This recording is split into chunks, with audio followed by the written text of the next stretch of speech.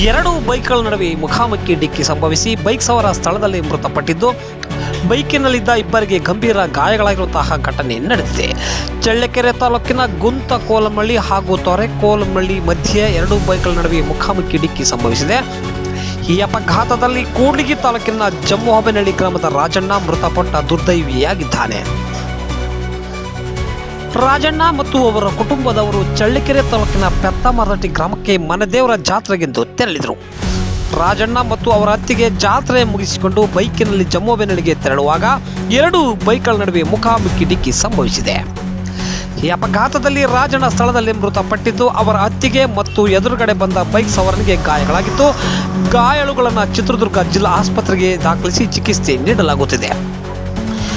ಇನ್ನು ಘಟನಾ ಸ್ಥಳಕ್ಕೆ ನಾಯಕನಹಟ್ಟಿ PSI ಪಾಂಡುರಂಗಪ್ಪ ಭೇಟಿ ನೀಡಿದ್ದು ಪರಿಶೀಲನೆ ನಡೆಸಿದ್ದಾರೆ. ನಾಯಕನಹಟ್ಟಿ ಪೊಲೀಸ್ ಠಾಣಾ ವ್ಯಾಪ್ತಿಯಲ್ಲಿ ಈ ಘಟನೆ ನಡೆದಿದೆ.